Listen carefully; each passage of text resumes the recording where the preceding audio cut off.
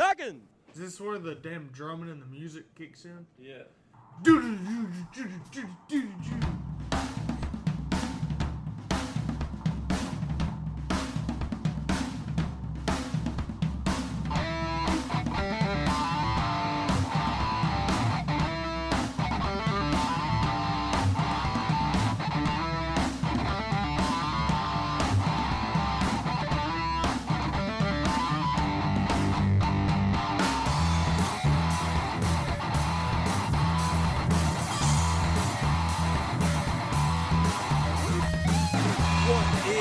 Going on, everybody? Hello and welcome back. Welcome once again to On the Pipe Podcast.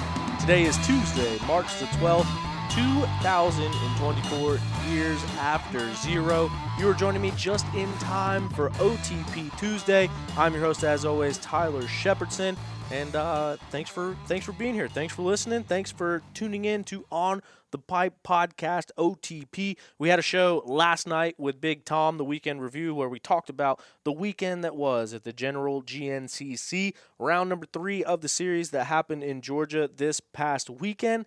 And now we're going to talk to two of the riders that had a standout ride this past weekend. Josh Toth grabbing his first career with an asterisk overall win down in the mud of Georgia. And then before that, we're going to be joined by a real-life Tyrannosaurus Rex, last year's reigning and defending top amateur rider, and this weekend's 7th place overall finisher, Nick DeFeo, is going to sit down and chat with us here in just a few moments. So an exciting episode, and I'm excited to bring it to you. We got some other stuff up our sleeve, but rather than throw it out there and promise it to you and then it not happen, we're just going to roll with it. So thank you guys for listening. Thank you for being here and listening to On the Pipe Podcast. If you haven't yet already, check out our YouTube video of this past weekend down in Georgia. It is on our YouTube channel, so if you go to youtube.com, you search On the Pipe Podcast, you should be able to see our page on there. Each and every single round, we bring you a raw race recap, the raw race highlights of exactly how I saw the race. We got a front row seat. I'm on my Beta 390, chasing the riders around, trying to get as much footage as possible. Even was able to pull 30 minutes out of a 2-hour race this past weekend. So make sure you go and check that out. Let me know your true and honest opinions of it. If you like the videos, let me know. If you don't like the videos, also let me know. You know what I mean? Because we're trying to get better. We're trying to be the people's show and get everything going out here for On the Pipe Podcast, growing the sport of off-road racing. We're trying to be the #1 news source in off-road racing, and we can't do it without you and all of these listeners that make this whole thing possible. We also can't do it without Beta Motorcycles. They are the official manufacturer of On the Pipe Podcast, OTP.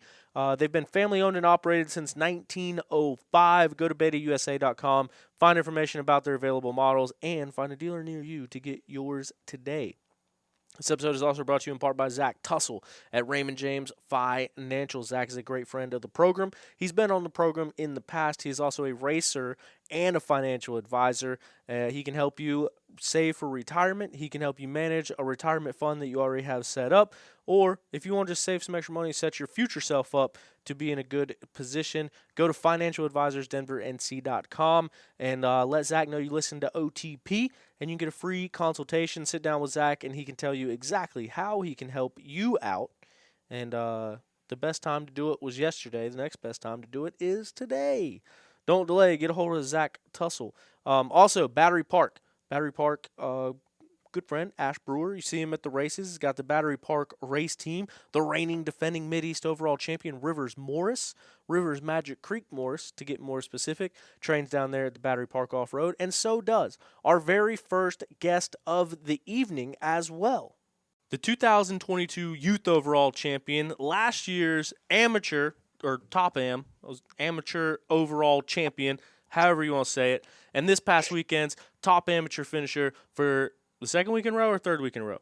Either way, he's a real-life... What is it? Second week. Second week in a row. Barely missed it at the first one, but hey, we got him at the next two. A real-life Tyrannosaurus Rex, Nick DeFeo. What's going on, Nick? Nothing much. We're just surviving. I hear you. Sorry, I should have been more prepared. Yeah. I guess I just get to assuming that you're just the top amateur every week now. Yeah, a lot of people get to assume that, but Man, last week you turned a lot of heads, as you already have been doing, but we talked about it on the show last week. You getting a top 10 overall down in the sands of Florida. The longest race of the last 2 seasons combined was last weekend in Florida. You got the top 10. It got us thinking, who is the top finishing amateur of all time? We found a couple that were pre-XC2 days, but since XC2 has been around, the highest that we found was an 8th place finish by Tristan Landrum, and you the world must have aligned just correctly, because this past weekend in the shortest race of the season, you get 7th place overall. So since XC2 started, I believe you're the top finishing amateur, man. How's that sound? How's that feel? I honestly didn't know it was a thing until you brought it up this weekend. But I mean, sounds pretty cool. Gonna put my name in another record. There you go. That's just an interesting little stat, because it's not too often that you got A-Riders in the top 10 overall and you do it 2 weeks in a row. Yeah, I honestly didn't know that I was even close to top 10 in both the races, because I told my parents not to give me like places in my pit boards because it kind of like messes with my head. So I'm just out there riding, and I didn't even know I was in top 7 for last weekend and top 10 for Florida. So I was just out there riding. Jeez, dude, why do you make me feel terrible? First lap around this past weekend, I was just looking at my phone. I was walking back up to my bike, and I see you coming, and I yell, 8th overall! And so I messed up your whole entire race on the first lap.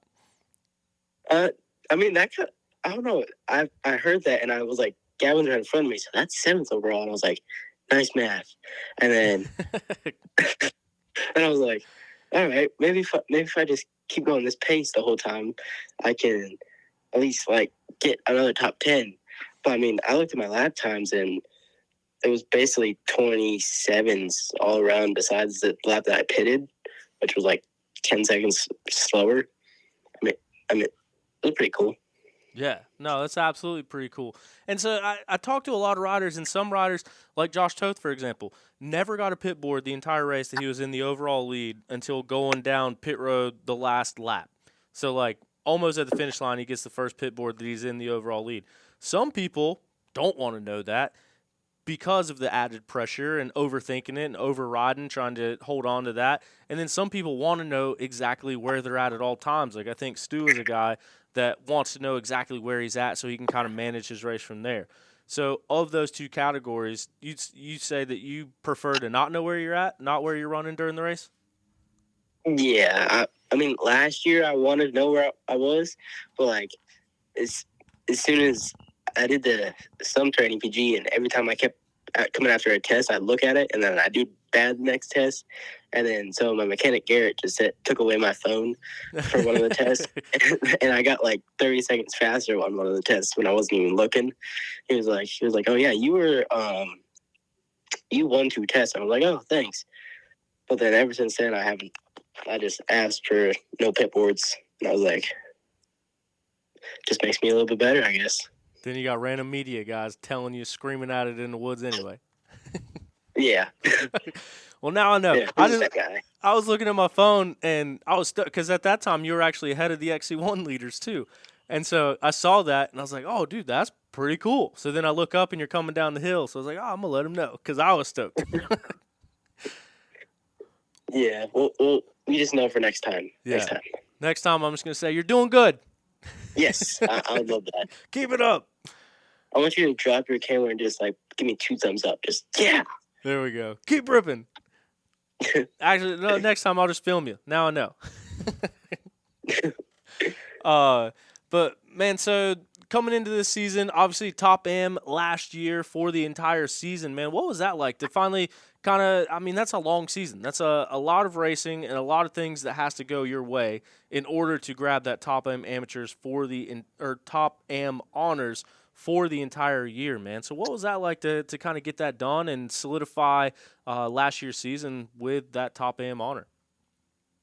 Well, last year was my first year racing 3-hour. So, I mean, I basically just called that my learning year. But, I mean, that is pretty good for my first year. Just saying. I think with being top Am champion, I think there's literally no way you could have done better.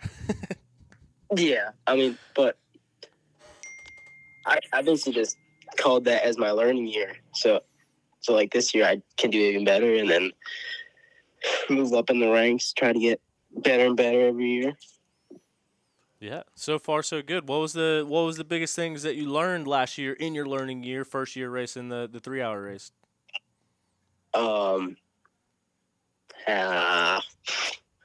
don't even know. Probably just just ride. At least know how to ride 3 hours. Because my first race at Big Buck, like I always do terrible at Big Buck. I don't even know why.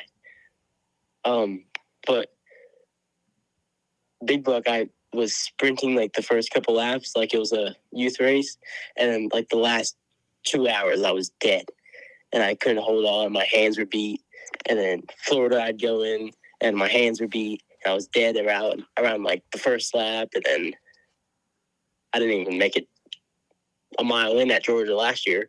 So that was my first time racing the whole Georgia race. Oh dang. Yeah, and so, go ahead. No, you go. No, I was just gonna say, looking at the finishing time this past weekend, your total race time was 2 hours, 15 minutes, and 24 seconds. So you mentioned not finishing the Georgia race last year. This year, you get a short one. It's only 2 hours and 15 minutes. How was that as far as like your pacing, being that someone ruined your race and told you where you were at in the overall? Like when you see the 2-lap card and you know how long you've been on the track and you know it's going to be a short race, did you do anything differently? Like, did you push any harder since you knew that you'd have a little bit extra in the gas tank, or did you just treat it as a normal race? I kind of forgot that it was a shorter race, like as soon as the race started. So I was just going until 2-lap card, and then I kept seeing like all the pros mechanics. You know, I don't know. I kept finding a flow, and then I found I caught all the XC1 guys, and then the last lap I kind of just started pushing because I wanted to get around them because it's kind of cool.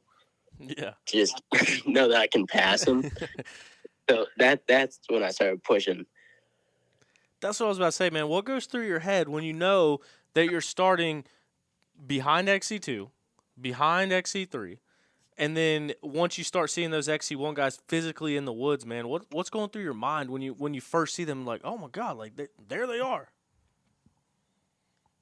I think that's exactly how it was. I said, "Oh my God, there they are."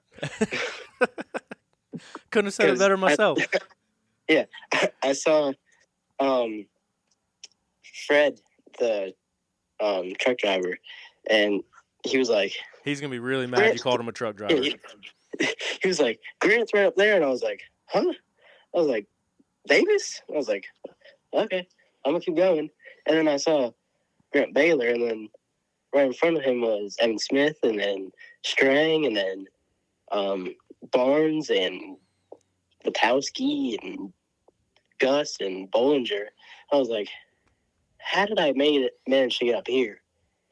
So I was like, what am I doing? But yeah. Dude, that's gotta be an awesome experience. As you're kind of living through that race and seeing those guys out there, you're like, dude, I swore I started like a couple minutes behind these guys. Yeah, and I started behind Open A that race too. Oh yeah.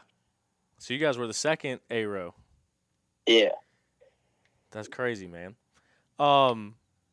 So as far as the track, this track, like going into it, I think everyone thought that it was going to be like an all-out, washout, like terrible race. It didn't seem like it got that bad out there. There was some definitely deep holes and places to be careful for. But I mean, what was your opinion of the track, and was it what you were expecting going into the weekend? I thought the track was going to be a little bit like worse until when I was walking like sections of it on Sunday morning, and they're out there like cutting some new trail, and I was like, okay, this is actually looking pretty good. but I knew it was gonna get like super rutted out there and like holes that will swallow you and you wouldn't even know it.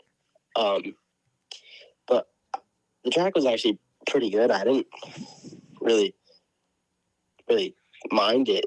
Like you can still find your flow on it, and you can like still push really fast. But, like some sections you had to be cautious. Like in the little ravines, like that would get really deep. Yeah. And some of those holes, like, you didn't see it until you were up on it, and then next thing you know, you're like, oh, that would go down to my fender. Yeah, the first lap I had, I wanted to get into the lead really quick because I was playing around, and then I was like, okay, it's time to get in the lead. And then as soon as I got into the lead, I just went into this rut, and I was like, when I almost sunk my bike, and I was like, okay. I'm not going to lead for the first couple laps. I'm just going to take it easy. Yeah. Definitely a track that would be good to follow first couple laps. Yeah, definitely.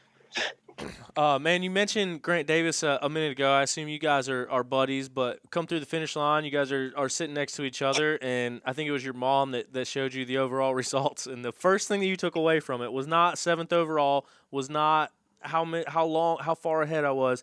You just looked at Grant and said, "Ha ha, I beat you." What was that like? Honestly, I love it because I've never beat Grant, and like we've always joked around like at the NEPGs, seeing that like I beat him at one test. He's like, "You ain't gonna beat me no more this whole season." I was like, "Okay." And then we hung out at Florida for a couple times, and we were both staying in Florida. Mm-hmm. Like he was at we were both at different places. But we'd always joke, be like, "Yeah, I'm beating you one day. I'm beating you one day." And Grant's like, "I'm not letting that happen." But I had to let him know. And then, I mean, he goes from 2nd overall last weekend to 2nd to you this weekend. Yeah, I mean, still props to Grant because he's really fast. Yeah, no, absolutely. That's not a slant at Grant at all. I just, like I said, it was funny when you were sitting there, and that was just the first thing you said to him, and looked over and claimed that victory from him at the finish line there. Yeah, we got still joke around with it. Which also, dude, that means that you would have been good enough for second place or second place in XC2 for the weekend. Like, did you think about that at all at the time, or to kind of put it in perspective how you're riding and where you're at right now? I mean, on my drive home, I was like, dang, I would have got second, and at Florida, I would have got third because I would have got third at Florida and second at this race. So like, I'd be in the points chase. Hey. Like, Nick DeFeo, back-to-back XC2 podiums. We'll give you a clap there. Put that on my resume. Yeah, there you go. Claim it. Earned it. Hey, speaking of that, they changed the payouts last year to paying out the top 15. So they don't pay out per classes anymore. They just pay the top 15. Do you get paid for that 7th place overall and that 10th place overall? I applied for it. I haven't seen the money yet, but we'll find out. But theoretically, A-Riders, if you're in the top 15, you should earn that spot that you finished, right? Yeah, because I got 14th overall at Snowshoe last year, and I got the money for that. Oh, really? Yeah. I mean, I just haven't seen it from Florida yet. Yeah. I don't know if they do it this year. Their billing department, man, they'll get to you when they're ready. Yeah. No, that was just one of those things I was wondering because it's technically called the pro purse, but AMA technically doesn't recognize off-road as pro riders. So I didn't know if A-Riders that finish in the money get the money or it gets defaulted or what. So it's cool that you at least are getting the little bit of extra money there from the races that you earn. Yeah. I mean, it's always pretty cool from getting money from races that you do instead of just getting paid from your sponsors and stuff. Yeah, no, for sure. And speaking of your sponsors, you obviously been with that Babbitt's Kawasaki team here for a while now, and so kind of seeing where you're at now. Do you have plans laid out for your future? Like, do you know what you're going to be doing next year and the year after that, or is it kind of just taking one year at a time right now? all I know is I want to go XC2 next year, and that's basically it. I'm just taking it day at a day. Yeah. Is that a decision, like, is that up to you and your parents and the people around you, or is that something that, like, a team or prospective team would have a lot of influence on, like, as far as making that jump to XC2? It was basically just a me decision. I wanted to go last year, seeing that I got the amateur role, but nobody really wanted me to go, and I was like, okay, fine. Straight to XC2? Yeah. Dude, that would have been a heck of a learning year. It would like I don't want to like I don't want to stay in A class forever. Yeah. I mean, I want to keep going. I want to get to XC1 as fast as I can, so I can have like a long career over there. Hey, man, I'm glad to hear that because it seems like that is not everyone else's mindset. So it's cool to see that. And obviously, you got the speed. And obviously, moving up is just going to help you progress faster and faster and faster. But going from winning Top Am last year, what was the decision to ride 250A this year versus just going into XC2? Because you're what, 17 years old? I just turned 18. Just turned 18. Legal. Yeah, legal. Mainly it was just another progress year, because I only got like one top 15 last year, so that was basically just another kind of learning year for next year, but not really a learning year. But it was more like a progress. This year's probably like a progress year. Got it. So learning year, progress year, and then it's go time, baby. It's go time. Perfect, man. No, I love it. Love the attitude, and obviously, dude, you've been ripping. If I don't want to count the chickens before they hatch, and hey, we're only 3 rounds into the season, but is it something like do you want to try to, like, if you could wrap up the title this year, would you want to move up and race some races in XC2 this year, or is it going to be a matter of staying down for all those rounds to get that top amateur honors again? Because I think to get the top am, they only drop 2 races, right? So you got to race additional races than just your class championship. Yeah, I got class. It goes class championship for, I think you get 4 drops in that, and then you get 2 drops in amateur overall. But my main focus is the amateur overall. Yeah. And the class championship, but the amateur overall is where you put your name out there. Yep. And rightfully it should be. Don't let people like me try to jump the gun, get ahead of ourselves here. We're only 3 rounds in. Yeah, we're just taking it one race at a time. Well, good deal, man. Well, you're off to a heck of a start. Super pumped to see your success this year. You've already doubled your top 15 finishes from last year, 2 already. Actually, what'd you get overall Big Buck? 21st. 21st. Hey, that's still a great finish. So yeah, 21-10-7. I'd say that's off to a good start for the season, man. Yeah. And then National Enduros, that's your other big focus this year. You didn't race all the National Enduros last year, did you? I didn't even race one. Oh, so where'd that decision come from? I just want to try something new. Gotcha. Yeah. Hey, I never really had a secondary series, so kind of wanted to commit to one. Sweet. We'll be interested to see how you do out there. That's a fun series to run, and like you said, it's all helping each other become a more well-rounded rider and even faster, and excited to watch the rest of the season and the success that you have from here, man. Thank you. Well, thanks a ton for your time, and I guess I'll see you next weekend, Camp Coker. Yep, see you there. All right, man. Appreciate it, Nick. We'll talk to you later.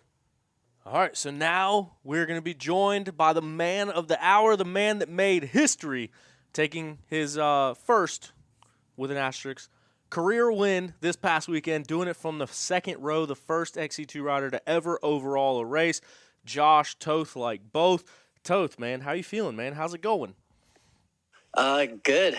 It's kind of hasn't sunk in yet. Just the soreness. Today's hitting. I'm pretty beat up. Feel like I got ran over by a truck, but yeah, just stoked on the weekend. What are you sore from, man? That was a 2-hour local race, 2 hours, 12 minutes.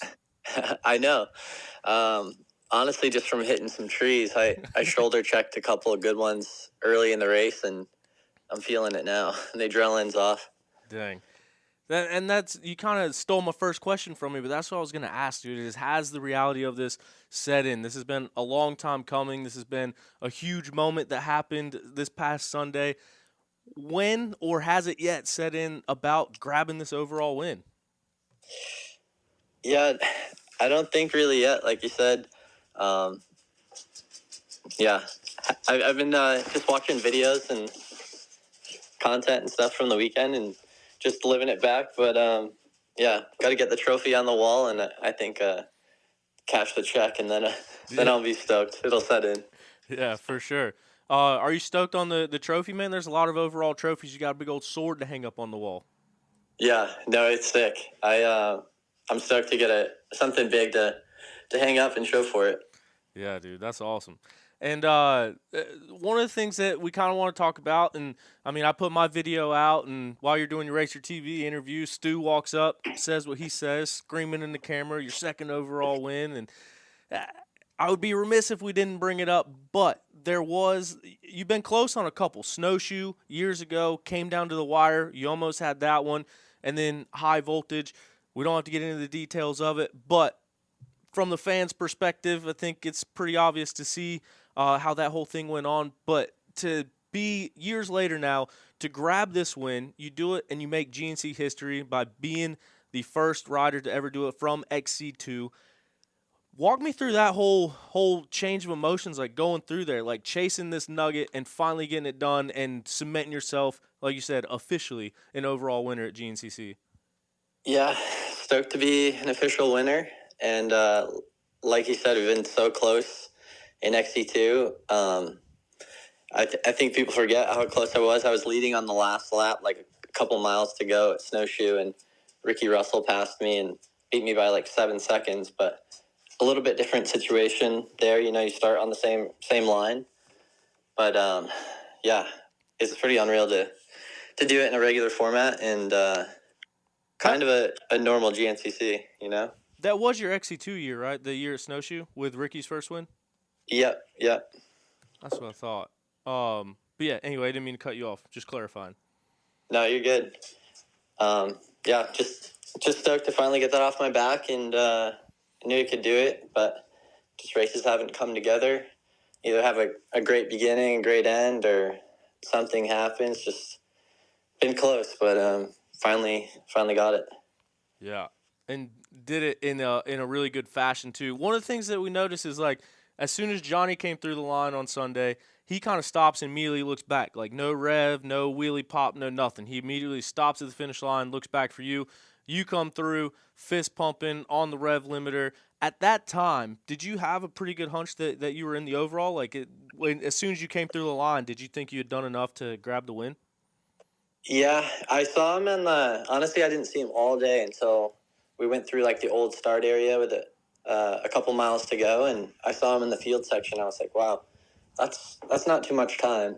So I knew I had it in the bag, and then it was all pretty easy trail from there to the finish. And coming back through the pits the last time, got a pit board P1. So yeah, I just stayed on Jordan and figured I had it. Yeah, and speaking of that last field section, you were actually in front of Jordan heading into that field section. Johnny was on the other side of it, and that's where I was standing in that last lap. You had that bobble, you go down. What's going through your mind as you go down, final field section, finally get the sight of Johnny, going in like 3 miles left of track? What was going through your mind there? Yeah, after seeing that clip, I didn't realize like I was actually that close at that point, and made that little mistake, and just all the sweat on my face and stuff just blasted onto the inside of my goggles, and had to toss my goggles right there. So going through those high speed sections, my eyes were watering, and just getting mud in the face from some lappers, and trying to keep Jordan behind me. And then before we got to the pits, Jordan was just ripping. He was obviously trying to catch Johnny, so he put a move on me, and then I just rode it in behind him. Riding that last little section behind Jordan, what was it kind of like all right, Jordan's rolling, let's latch together and we're gonna go together, or was there any thought of like, damn, like maybe he's gonna hold me up that extra second that I need? Jordan was like definitely aggressive, and you could tell he was charging, and I really couldn't go much faster than that. So yeah, I knew to kind of play it safe rather than try to make a move and pass him and just lose more time. Yeah. Dude, it was an unreal moment, especially at the finish line. Like everyone that came over and said something to you, all the riders. I think Jordan was the first one over to you. Johnny was right behind him. Stu came over. What's it mean to have that much support from these fellows competitors? Like, this is everyone's livelihood. This is what everyone does for a living. This is how everyone pays their bills. What does it mean to you to have the competitors that you just beat coming over and congratulating you and being just as stoked for you as everyone else was? It seemed like. Yeah, no, it's rad. Sportsmanship is like no other, and we just got a lot of respect for each other, and yeah, there's just no way around it. You battle out there for 2-3 hours in the gnarliest conditions and put your all out there, and when you come across, most of the time you don't have energy to be too mad at each other or anything. It just kind of a mutual respect. So it was awesome to get like yeah, congratulations from those dudes, and yeah, it was really cool. Man, that was one of the things that stuck out to me is like how stoked everyone else was, and I think Jordan kind of said the same thing. Like when you got around him and you guys kind of got together, and he's like, "Oh, he's gonna pull me up to Johnny." So it had to have been a fun battle out there with those guys, because I mean, physically, you were in the mix with those top three. It seems like most of the day. Yeah, I honestly, like I said, I didn't see Johnny, but I was riding with all those guys, so I knew I was up there in the overall, and I was having a blast. Just the course was awesome in my opinion. Like really challenging, but like no big stoppers, and there's always space to get around somebody that was stuck or whatnot. There's just room to move around and get creative. So I enjoyed the whole day, honestly. Yeah. And so what was it like for you coming back into this year with going back to the XC2 class? Obviously a former XC2 champion, been running XC1, and then started doing your own program where you're kind of doing a little bit of everything like you're doing this year. What was your thoughts as you came back into the XC2 class this year? Yeah, I knew there's a lot of good guys. The kids are ripping and stuff, but I believed I should be winning without a doubt. So yeah, I feel like this is where I should have been. Big Buck, I was off the pace. I just didn't have the bike sorted out quite yet, and didn't ride like myself. Florida, I felt good, but just had an incident and couldn't finish. So yeah, just feeling really good on the bike now and got it figured out. So I think there's no reason, like I said, to be up front with those guys. Yeah. And I know, just talking to you a few weeks, I guess in the preseason, in the off season rather, I know that there was a rule change that came out that about took you away from the XC2 class, and then ended up getting that remedied so you could compete in the XC2 class again. But I mean, coming into it, was the goal to be competitive in XC2 and win some races, or as soon as you do that, did the mind start going, hey man, what if I can be the first one ever in GNCC history to win one from the second row? Yeah, that was a goal of mine going into it. Honestly, I'm stoked it happened at Georgia. I was thinking it might happen like Tennessee or Snowshoe, one of the even earlier ones. But yeah, it was definitely on my radar. Yeah. So on Sunday, when was the first time that you got a P1 pit board? Like, when was the first time you knew that you were in the overall lead? Because I'm pretty sure you scanned. Well, I know you scanned in the overall lead on the first lap, but I don't think that there was a lap where you weren't in the overall lead that I know of from what I was checking. Yeah, I knew I was close. Like I said, I didn't really pay attention, and I got some people on the side of the track yelling P1 or a second even somebody was giving me. So I'm like, oh, I got to be close. And then, yeah, my mechanic, Napper, he didn't even give me a P1 until I was going through the pits the last lap, I think. Or at least that was the first one I saw. Dang. You think that was like one of those whole don't want to psych him out situations. Yeah, exactly. I think that's exactly what was going through his head. Not put the pressure on you too soon. Yeah, just keep riding, and that's really what did it. You know, you kind of overthink it towards the end of a race, and you're getting tired anyways, and you don't really have the brain power to be thinking about the result and what you should be doing while you're riding. Yeah. Dang, man. What a day. And I know I said don't want to harp on the high voltage thing. Don't want to revisit. We're moving past it. We're cashing checks now. But with everything that happened with that coming down to the wire, and then obviously had some time to sit and think about it since then.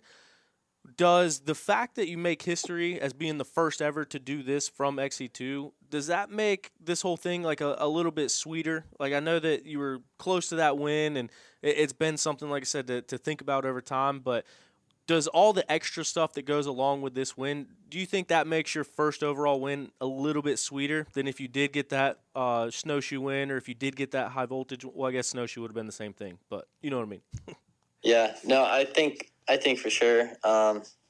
Yeah, this one won't be forgotten. It'll be in the history books. Like someone said to me, or Ross from Trail Jesters mentioned, first one to tell me anyway. Like this is the first or the record that can't be broken. So that is pretty cool. And yeah, like I was thinking after Florida, Grant Davis got second overall. He was close, so I was like, man, I can't let one of these kids do it. I got to do it. So. Yeah, gotta let them know. We gotta let them know. When you had that crash last week in Florida, were you in the lead then, or were you in second then? I was in the lead at that point. Gotcha. So see, Florida, did that go through your mind afterwards? Like that might have been the one you overalled. Yeah, for sure. I honestly was feeling really good going into it, and then as as the race started shaping up, I was feeling really good and maybe even better than Georgia. So yeah, disappointed to let that one slip away, but yeah, we'll focus on the next one. Dude, you were ripping at Florida too, and I was actually back in the beta pits when I saw you coming down pro row with your helmet through your arm and kind of riding down pro row. I was like, oh no, just because you had been ripping all day long. Yeah, it was super bummer, but oh well. Yeah. Oh, well. We're moving on to the next week. Got the overall win. But, man, I kind of want to talk about your schedule now because this is an awesome thing that you're doing. You've had a couple years now to kind of pick and choose what events you go to, kind of like the Ryan Sipes program that we saw him do years back. But how were you able to get all that to come together, and how much fun have you been having doing that and kind of just having fun riding your bike? Yeah, it's pretty difficult logistically to try to figure out with all the different series and events I want to do, and there's just so many out there that are on the bucket list, you know. But yeah, to pick and choose, like my main series is the National Enduros. That's my premier focus. So I'm gonna go after that championship, and then everything outside of that is just kind of hitting like major events in different disciplines. So sprint enduros, GNCC, hard enduro, some J days. I'm gonna do an enduro GP later this year, so I'm super stoked on that. Heck and yeah. Yeah, hopefully a pro motocross round as well. I can't do Southwick this year; it's on the same weekend as the National Enduro, unfortunately. But yeah. It's super cool. It's come together and it's working out. Was it hard to get sponsors on board and kind of sell the idea and like, hey, we're competing in a National Enduro Series, but outside of that, really not competing in anything else in points? Like, was that a hard sell, or was it, did a lot of sponsors get stoked on it to kind of do something different? Yeah, the majority of people and fans love it. And sponsors, I've gotten a lot more personal sponsors involved, and companies like Bell's Electric and Carlos Cheeseman, GSD Racing. He's helping out, and there's just a lot of people that have stepped up and just think it's a really cool idea and get a lot of exposure out of it, and obviously enduro engineering as well. But it's tough to get manufacturer support to back the idea. went to contend in like a full national enduro series, I was offered manufacturer support to do that, but I chose not to, just to ride different brands that were for the best for all kinds of different racing and the best contingency as well. So, do you have any manufacturer support at all right now from Honda? No, none. Dang, but they pay good Yeah. contingency. They vape. I hope so. We'll see. So like when you're doing hard enduros and stuff, what bike are you gonna be riding on for those?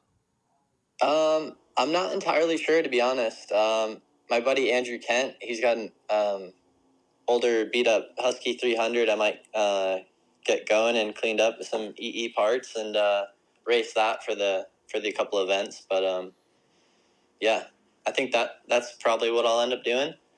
Don't need the nicest bike for those, but just one that's set up properly. Heck yeah, dude, that's such an awesome schedule. I'm looking at your schedule now and kind of the stuff that you're doing. The next thing on your schedule that you have coming up is the Camp Coker GNCC. So you're going to be back at Camp Coker for round number 4 of GNCC, right? Yeah. So, I mean, granted, the day in Florida was going well until it wasn't. And then outside of that, you're just off the podium at round 1. You get the overall win, huge overall points here in round number 3. If you come back out and you have some success at Camp Coker and you have some success at some of the other ones you were looking at, is there any chance or any possibility of you racing the whole series and trying to win another XC2 title? Or logistically, is that not even an option? Yeah, probably not at this point. I got a lot of other events on the schedule that will conflict later in the year, and I'd like to do. That being said, I definitely want to come back and fight for a championship in GNCC potentially next year and see what comes together with manufacturer support and whatnot. But yeah, whether it be XC2 or XC1, I definitely want to give it another run. Dang. It'd be cool to see, especially with the success having out here this weekend. And I know Camp Coker, that's a round you like, right? Yeah, it shapes up good. I like when it rains there, or it's the ground's a little wetter. It's usually more fun. Yeah, I remember there's been a few Camp Cokers where the ground was a little bit more wet than what we'd like. That's ideal for me. That's what I like. Well, good deal, man. Last questions I want to ask, and I appreciate your time, and don't want to take too much of your time away from this whole Winning Tuesday that you're on. But we talked about it on the show last night, and we heard some rumblings and bumblings through some people that you might have stopped by Pro Row and visited a couple teams on the way back after the podium. What was the whole celebration like? And can you walk me through that trip back to the van? Man, word spreads fast. Yeah, no, I just not to put you directly on the spot. No, emotions were high. I rode back through the pits and celebrating for sure, revving the bike out, and made sure to give the orange truck some revs, and didn't entirely mean to it, but I roosted their flooring up. I do apologize for that. I didn't even realize I covered it with mud until I saw some video later. I messaged those dudes, told them sorry about the flooring, but yeah, it's pretty funny. Oh man. What an awesome day, dude. I can't imagine the feelings that you had going through you, especially everything that you've gone through and everything you went through in the past, and to come back and get it all to right the wrong. You know what I mean? I feel like all is right in the world now. Josh Toth is an overall GNCC winner. So it's got to be a great feeling, especially when it hasn't even kicked in yet. But once we catch that check, get that sword hung up on the wall, man, I know that that's got to be one for the memory banks to last a lifetime for you. Yeah, for sure. I'm stoked, and hopefully it's not the last as well. Yeah, exactly. Still got plenty more opportunities. But, yeah, man, I know we talked a lot this offseason about getting together. We're like 30 minutes apart, so it'd be cool to maybe get a couple more races in and then come down and chat in person and kind of hear more about your program and more about the stuff going on. Yeah, let's do it. All right, well, good deal, man. Thank you so much for your time. Congratulations on your win, man. That's one of the top 3 favorite wins I've ever witnessed at a GNCC. So stoked for you, man. Congratulations, and thanks again for your time. Awesome. I appreciate it. All right, we'll talk to you later, man. See ya.